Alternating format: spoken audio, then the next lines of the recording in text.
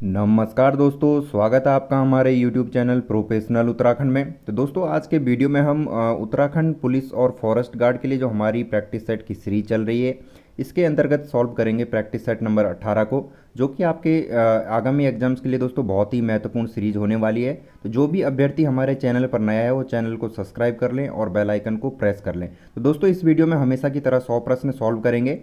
40 प्रश्न उत्तराखंड से संबंधित होंगे, 20 प्रश्न हिंदी के होंगे तथा 40 प्रश्न जो है स्टैटिक जीके से संबंधित होंगे। तो चलिए ज़्यादा समय न लेते हुए वीडियो को शुरू करते हैं। क्वेश्चन 1 है, वर्ष 1966 में सुमेरु संग्रहालय की स्थापना किसके द्वारा की गई? महत्वपूर्ण प्रश्न है दोस्तों। ऑप्शन है नमग्या सी खम्पा, ऑप्शन बी है डॉक्टर एहसान बख्श, ऑप्शन सी है मोहन गुजियाल और ऑप्शन डी है डॉक्टर मदन चंद्र भट्ट। तो वर्ष 1966 में जो है सुमेरु संग्रहालय की स्थापना डॉक्टर मदन चंद्र भट्ट द्वारा की गई थी। तो ऑप्शन डी डॉक्टर मदन चंद्र भट्ट राइट आंसर हो जाएगा। नेक्स्ट क्वेश्चन है, बैगुल बांध कहाँ पर अवस्थित है? ऑप्शन देखेंगे सितारगंज, नानकमता, टनकपुर या बाजपुर। तो दोस्तों बैगुल बांध की यदि बात की जाए तो राइट आंसर हो जाएगा ऑप्शन ए सितारगंज, यानी कि सितारगंज में जो है बैगुल बांध अवस्थित है। क्वेश्चन 3 है, टोंस घाटी में किस स्थान पर एशिया का सबसे ऊंचा चीड़ वृक्ष खड़ा था जो 2007 के तूफान में गिर पड़ा? ऑप्शन देखेंगे धौतरी, किरोली, हर्सिल या बड़कूट।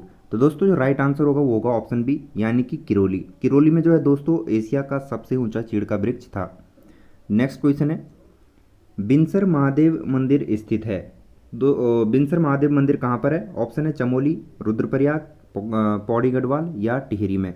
तो दोस्तों बिनसर महादेव जो मंदिर है ये पौड़ी गढ़वाल में स्थित है। तो राइट आंसर हो जाएगा option C Pauri Garhwal. Next question, Narayan Singh Thapa की पहली वृत्त चित्र का नाम बताइए। ऑप्शन है हिमालय की यात्रा, मित्रता की यात्रा, कुमाऊं हिमालय का प्रलोभन या इनमें से कोई नहीं। तो दोस्तों क्वेश्चन 5 का सही जवाब हो जाएगा ऑप्शन बी मित्रता की यात्रा। दोस्तों इसमें सीधे प्रश्न और उत्तर डिस्कस करेंगे क्योंकि प्रश्नों की संख्या अधिक है। नेक्स्ट क्वेश्चन है, कमलेंदुमती शाह को किस वर्ष पद्म भूषण से सम्मानित किया गया? ऑप्शन है 1958, 1956, 1951 या 1957। तो दोस्तों कमलेंदुमती शाह को जो है पद्म भूषण से कब सम्मानित किया गया था? आंसर हो जाएगा 1958 में। ऑप्शन है 1958 में जो है कमलेंदुमती शाह को पद्म भूषण से सम्मानित किया गया था। तो दोस्तों जो हम प्रैक्टिस सेट सॉल्व कर रहे हैं इसमें आपको कमेंट बॉक्स में जो है आप वीडियो के अंत में बताना है कि आपके 100 प्रश्नों में से कितने प्रश्न सही थे। नेक्स्ट क्वेश्चन, अलविदा कुमाऊं या कुमाऊं से गोरखों की वापसी नामक पुस्तक के लेखक कौन थे?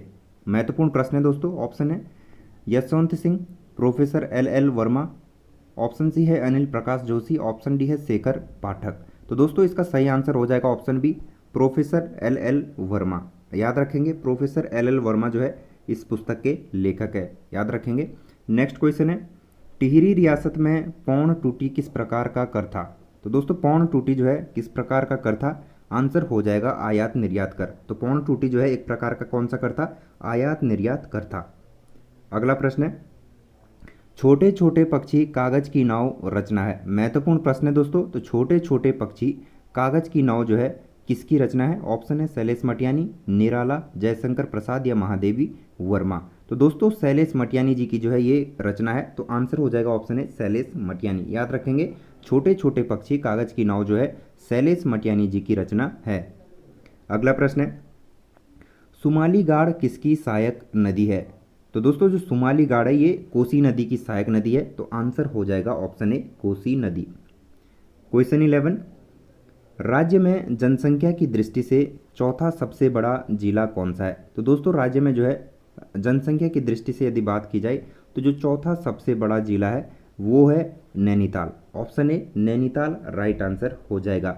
और जनसंख्या की दृष्टि से जो सबसे जो बड़ा जिला है दोस्तों वो है हरिद्वार। याद रखेंगे पहले नंबर पर हरिद्वार का नाम आता है और यहाँ पर चौथा पूछा गया है तो चौथा जो है नैनीताल हो जाएगा।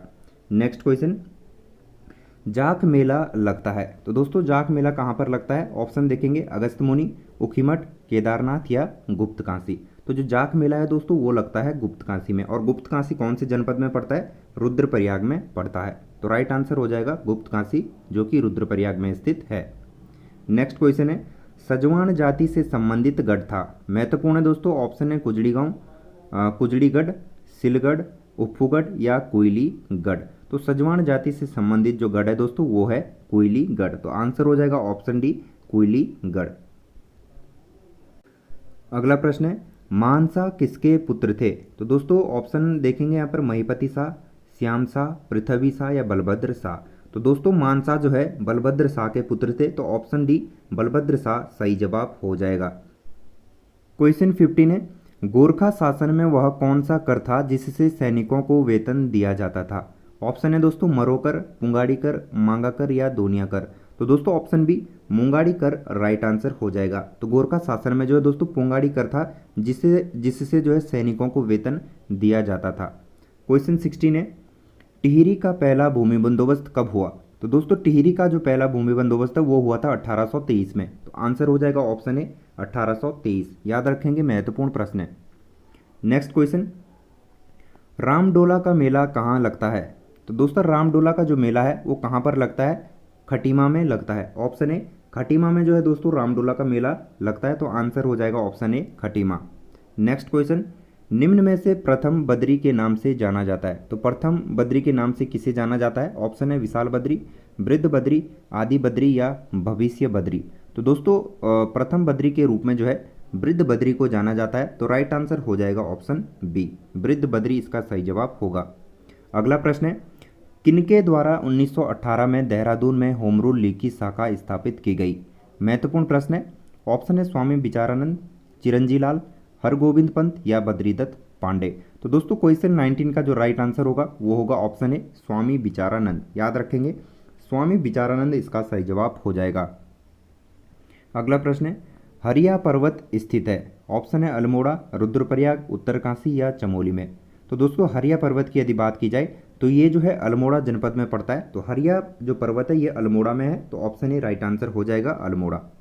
नेक्स्ट क्वेश्चन, चंद्रौली नामक आभूषण पहना जाता है? तो दोस्तों यहाँ पर बताना है कि जो चंद्रौली नामक जो आभूषण है ये कहाँ पर पहना जाता है? ऑप्शन है पैर में, हाथ में, गले में या कमर में। तो दोस्तों चंद्रौली नामक जो आभूषण है ये पहना जाता है गले में। तो आंसर हो जाएगा ऑप्शन सी, गले में।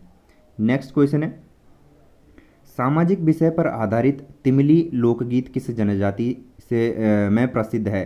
तो दोस्तों जो तिमली लोकगीत है ये किस जनजाति में प्रसिद्ध है? ऑप्शन है जौनसारी, राजी, बोक्सा या भोटिया। तो दोस्तों आंसर हो जाएगा भोटिया जनजाति में। याद रखेंगे दोस्तों, भोटिया जनजाति में जो है तिमली नामक लोकगीत प्रसिद्ध है। नेक्स्ट क्वेश्चन, निम्न में से पिथौरागढ़ जनपद में स्थित है? ऑप्शन देखेंगे कटकू-नौला, हंसेश्वर मठ, जाह्नवी नौला या उपयुक्त सभी। तो दोस्तों क्वेश्चन 23 का राइट आंसर हो जाएगा उपयुक्त सभी, यानी कि कटकू-नौला, हंसेश्वर मठ और जाह्नवी नौला ये तीनों जो है कहाँ पर स्थित है? पिथौरागढ़ में स्थित है। नेक्स्ट क्वेश्चन है, नंदा राजजात यात्रा में कितने किलोमीटर की यात्रा तय की जाती है? महत्वपूर्ण प्रश्न है दोस्तों, आंसर हो जाएगा 280 किलोमीटर। परीक्षा में बार बार पूछा जाता है, तो आंसर हो जाएगा 280 किलोमीटर। नेक्स्ट क्वेश्चन है, जौनसारी लोगों द्वारा पहने जाने वाले ऊनी पजामा को कहा जाता है? तो दोस्तों जौनसारी लोगों द्वारा जो ऊनी पजामा पहना जाता है उसे क्या कहा जाता है? आंसर हो जाएगा झंगोली। ऑप्शन डी झंगोली राइट आंसर हो जाएगा। नेक्स्ट क्वेश्चन है, राज्य में आयुर्वेद की स्थापना देहरादून में कब हुई? तो दोस्तों राज्य में जो आयुर्वेद की स्थापना हुई थी देहरादून में वो हुई थी वर्ष 2009 में। ऑप्शन डी 2009 राइट आंसर हो जाएगा। नेक्स्ट क्वेश्चन है, भारत का पहला पंजीकृत स्कूल है? तो दोस्तों ऑप्शन है the Doon school, Doon school, Mussoorie school, saint Joseph academy या ओक ग्रोव। तो भारत का जो पहला पंजीकृत स्कूल है दोस्तों वो होगा दून स्कूल, जो कि देहरादून में स्थित है। दून स्कूल जो है दोस्तों, यदि पूछा जाए कि दून स्कूल की स्थापना किसने करी थी तो सतीश रंजन दास जी ने जो है दून स्कूल की स्थापना की थी। याद रखेंगे, और ये जो है भारत का पहला पंजीकृत स्कूल है। नेक्स्ट क्वेश्चन है, उठो गढ़वालियो किसकी कविता है?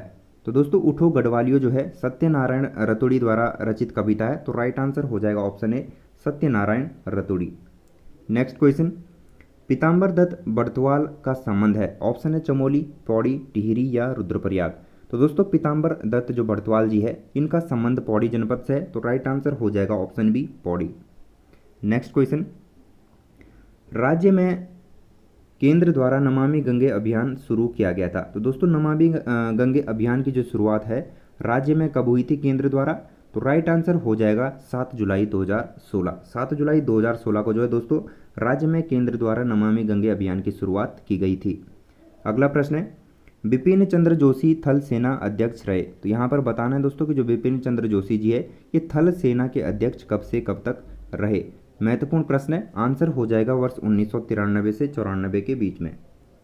नेक्स्ट क्वेश्चन है, राज्य खेल पुरस्कारों में उत्तराखंड की जगह देवभूमि शब्द जोड़ा गया। तो दोस्तों राज्य खेल पुरस्कार में जो है उत्तराखंड की जगह जो देवभूमि शब्द जोड़ा गया वो कब जोड़ा गया था? आंसर हो जाएगा वर्ष 2015 में। ऑप्शन बी 2015 राइट आंसर हो जाएगा। नेक्स्ट क्वेश्चन है, किस पंवार शासक को गढ़वाल का अशोक एवं कृष्ण कहा जाता है? महत्वपूर्ण है दोस्तों, तो राइट आंसर हो जाएगा अजयपाल। अजयपाल को जो है गढ़वाल का अशोक या कृष्ण कहा जाता है।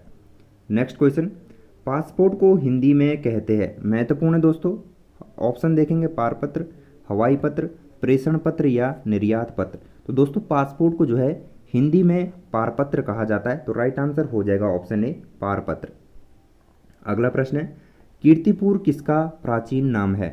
तो दोस्तों जो कीर्तिपुर है वो किसका प्राचीन नाम है? जोशीमठ का। याद रखेंगे जोशीमठ का प्राचीन नाम जो है दोस्तों कीर्तिपुर है। नेक्स्ट क्वेश्चन है, रामताल गार्डन स्थित है? ऑप्शन है देहरादून, नैनीताल, अल्मोड़ा या उत्तरकाशी। तो दोस्तों रामताल गार्डन की यदि बात की जाए तो आंसर हो जाएगा देहरादून में, यानी कि रामताल गार्डन कहाँ स्थित है? देहरादून में स्थित है।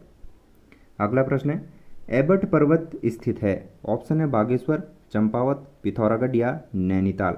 तो दोस्तों एबट पर्वत जो है कहाँ पर स्थित है? राइट आंसर हो जाएगा चंपावत में। चंपावत में जो है दोस्तों एबट पर्वत स्थित है। क्वेश्चन 38 है, नैनीताल राजभवन किस शैली में निर्मित है? महत्वपूर्ण प्रश्न है दोस्तों। तो जो नैनीताल राजभवन है ये यूरोपीय शैली में निर्मित है, तो राइट आंसर हो जाएगा option B. Next question,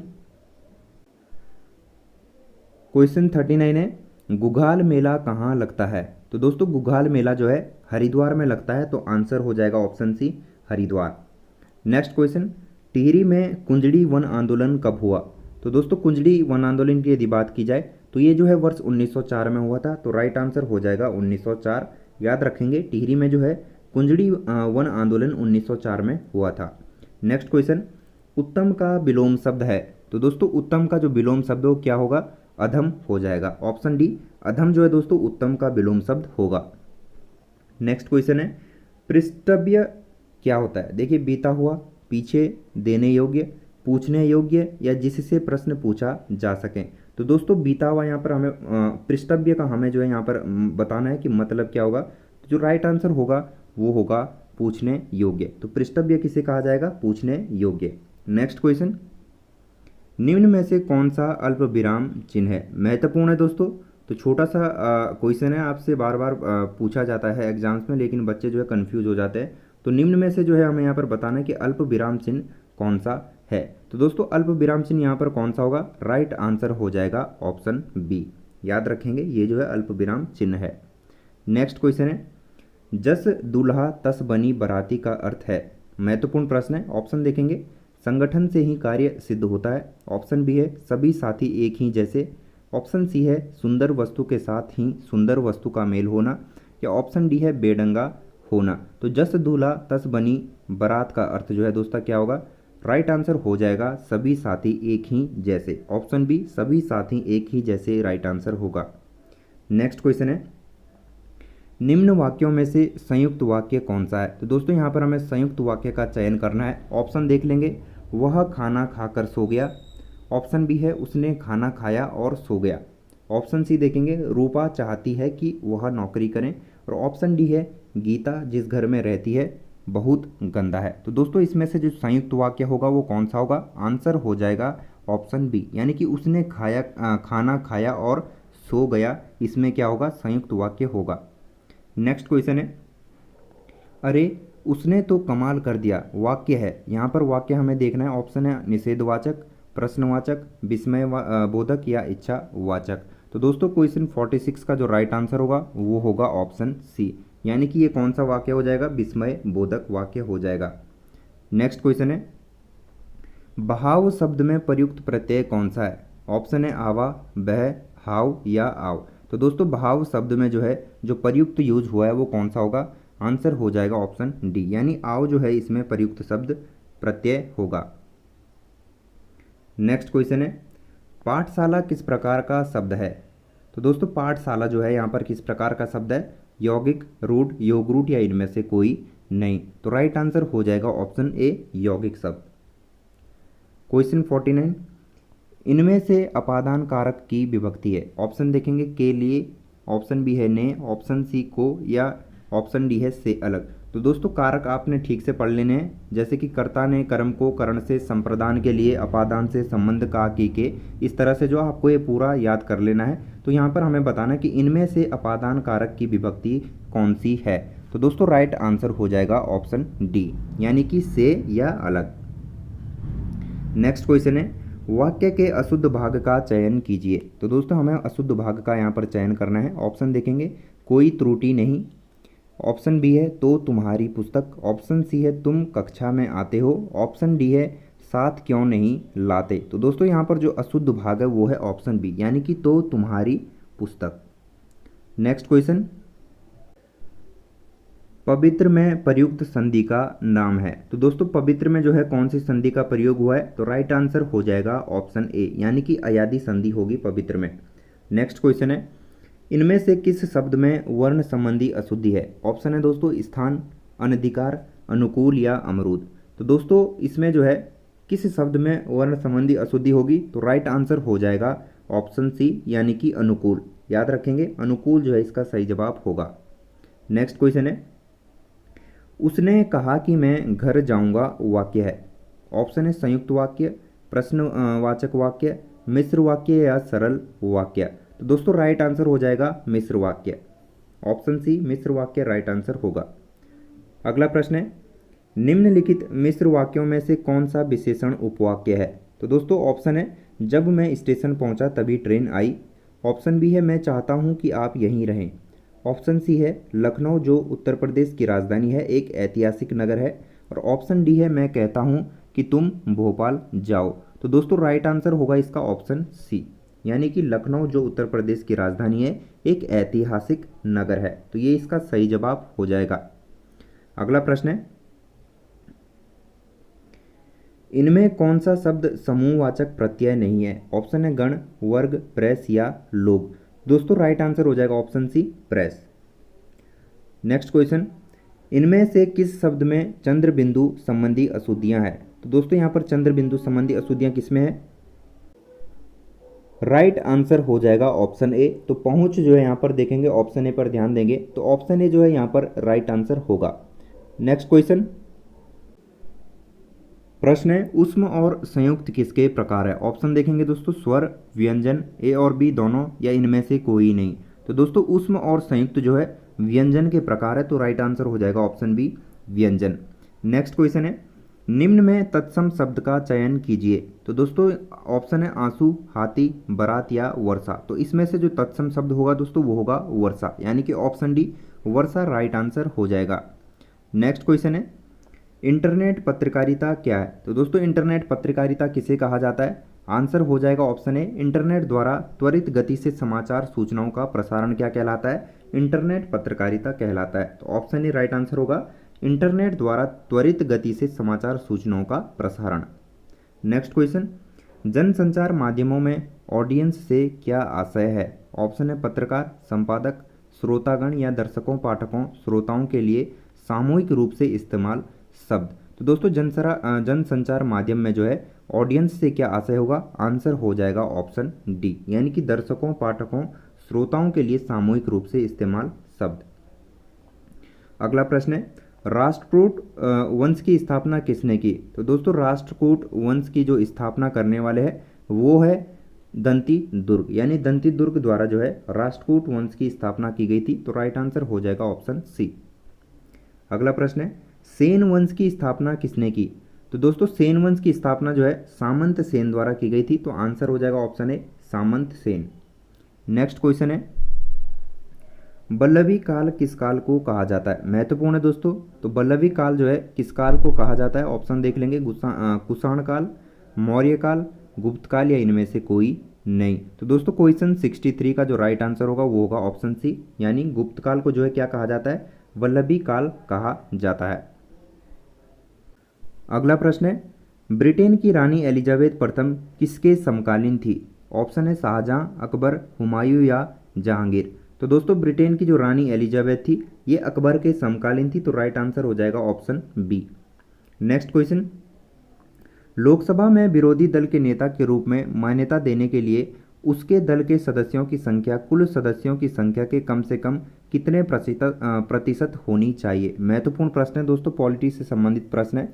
option है 25%, 5%, 10% या 15%। तो दोस्तों राइट आंसर हो जाएगा ऑप्शन सी, यानी कि 10% राइट आंसर हो जाएगा।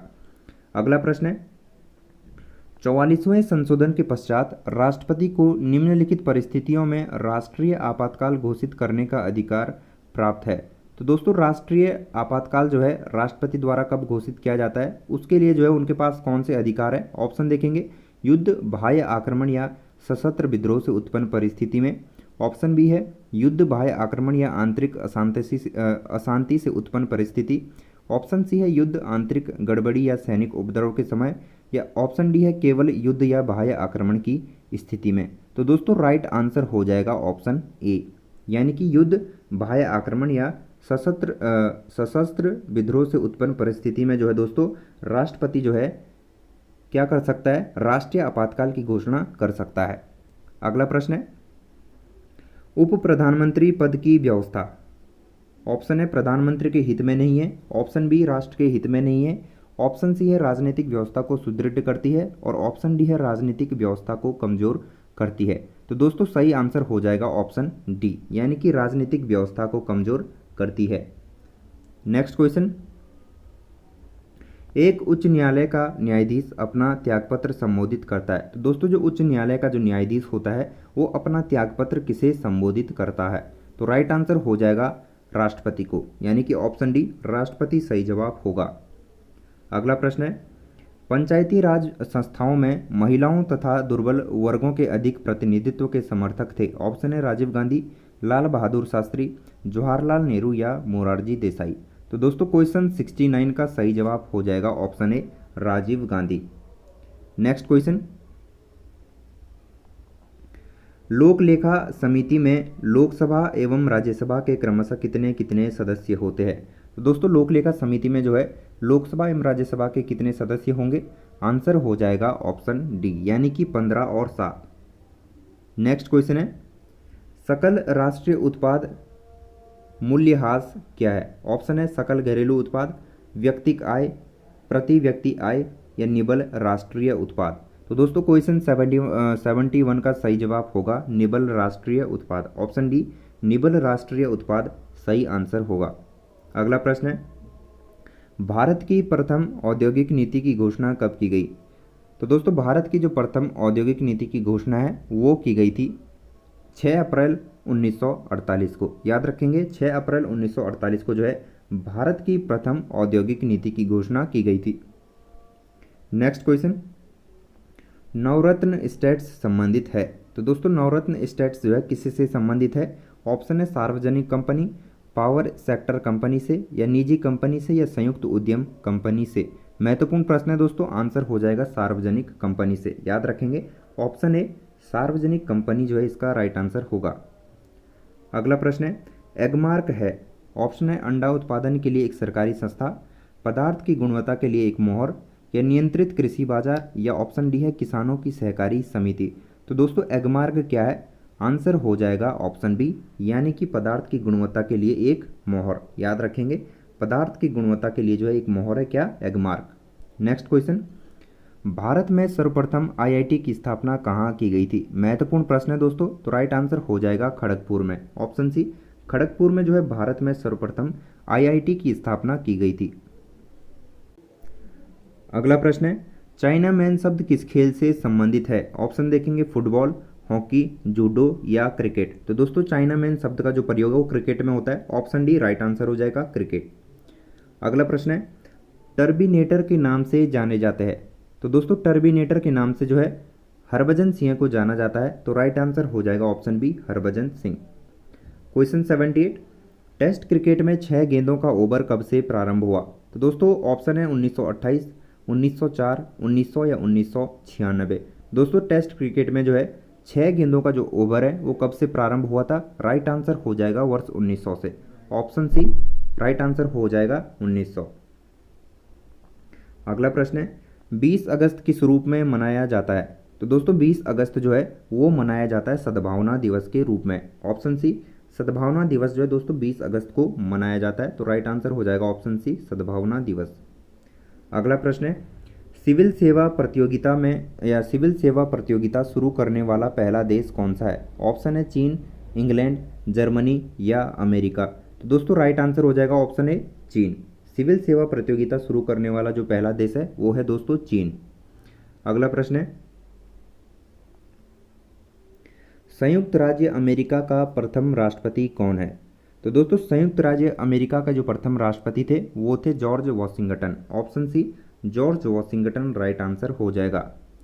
नेक्स्ट क्वेश्चन सबसे व्यस्त नहर कौन सी है? ऑप्शन है सू नहर, स्वेज नहर, कील नहर या इंदिरा गांधी नहर।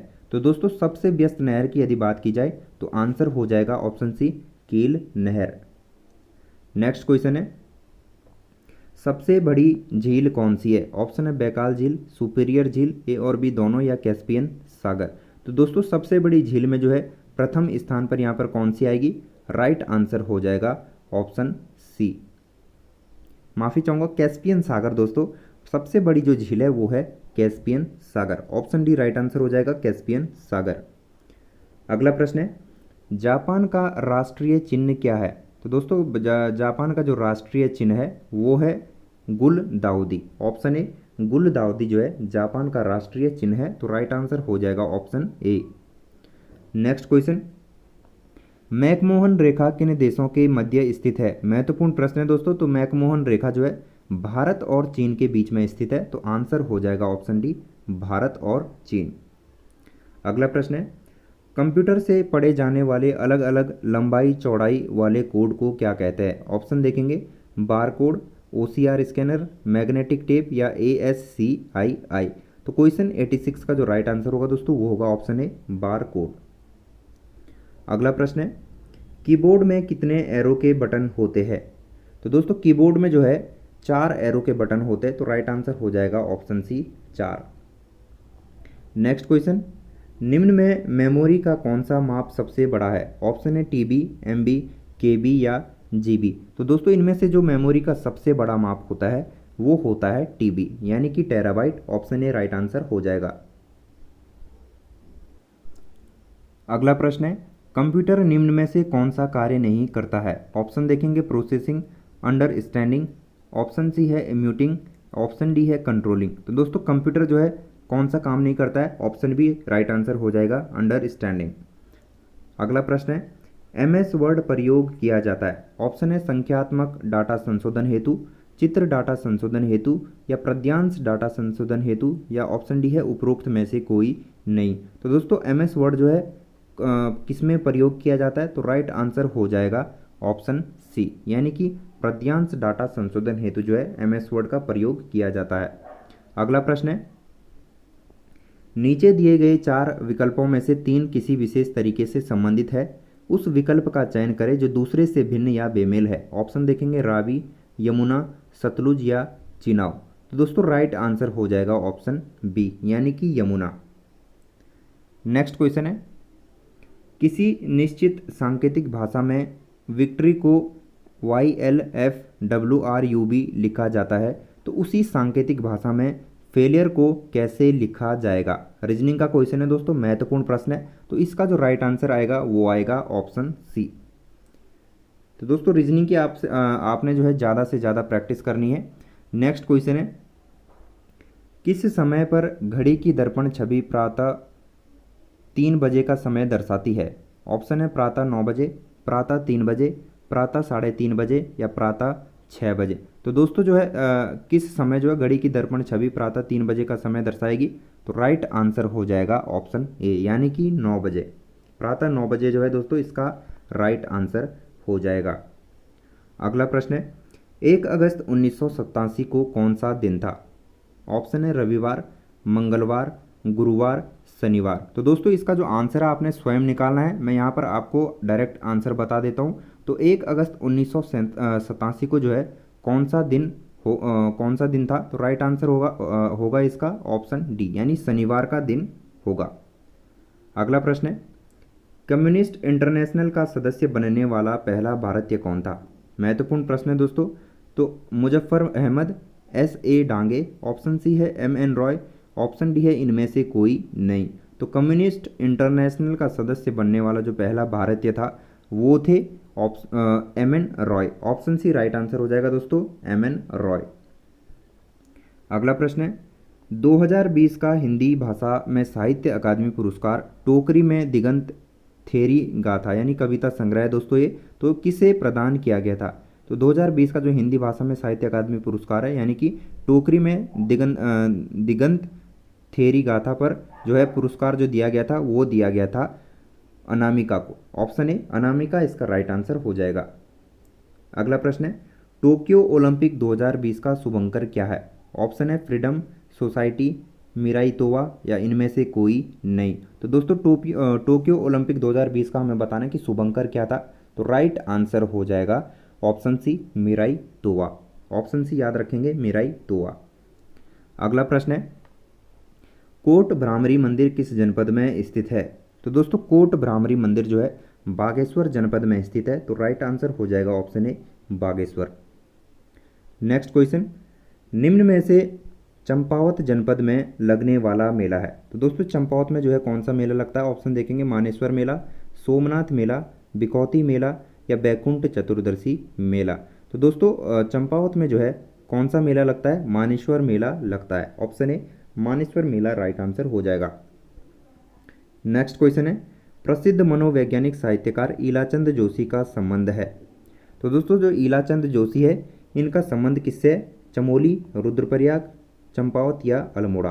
तो आंसर हो जाएगा ऑप्शन डी अल्मोड़ा से। तो दोस्तों ये था आज का प्रैक्टिस सेट। प्रैक्टिस सेट आपको कैसा लगा और 100 में से आपके कितने प्रश्न सही है कमेंट बॉक्स में बताएं। और मिलते हैं नेक्स्ट वीडियो में एक नए प्रैक्टिस सेट के साथ। जय हिंद, जय भारत।